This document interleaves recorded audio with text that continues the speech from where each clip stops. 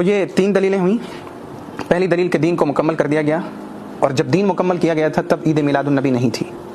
دوسری بات کہ نبی صلی اللہ علیہ وسلم نے فرمایا کہ جس نے دین کے اندر کوئی نئی چیز ایجاد کی جو دین کا حصہ نہیں ہے تو وہ چیز مردود ہے. اور تیسری دلیل کہ صحابہ کرام نے اس دن کو نہیں منایا جیسے ہم منا رہے ہیں، اس طرح سے نہیں منایا.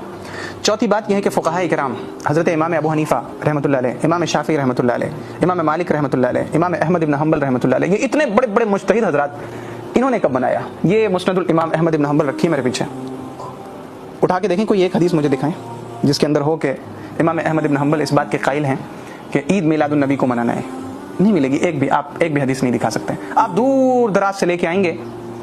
بہت سارے ہمارے دوست احباب کہتے ہیں کہ جب حضور پیدا ہوئے تھے تو ابو لہب بڑا خوش ہوا اور اس نے اپنی باندی سے کہا کہ جا میں نے تجھے آزاد کر دیا. تو اس کی اس انگلی میں عذاب نہیں ہوگا کیونکہ اس نے رسول اللہ کی پیدائش کی خوشی میں اپنی اس انگلی کو ہلا کے کہا تھا کہ جا میں نے تجھے آزاد کر دیا. بھائی ابو لہب کی سنت دلیل نہیں ہے ہمارے لیے. ابو لہب کا طریقہ دلیل ہے یا ابو بکر کا طریقہ دلیل ہے؟ ابو بکر کا طریقہ دلیل ہے.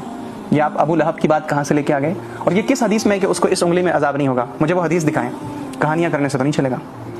آپ نے کہانی کر دی کہ اس کی اس انگلی میں عذاب نہیں ہوگا کیونکہ اس نے رسول اللہ کی پیدائش کی خوشی میں اس والی انگلی سے سویبہ جو اس کی باندھی تھی، لوگ اسے صوبیہ پڑھتے ہیں لیکن سویبہ نام ہے، اسے آزاد کر دیا تھا تو اس کو عذاب نہیں ہوگا. یہ کدھر ہے حدیث؟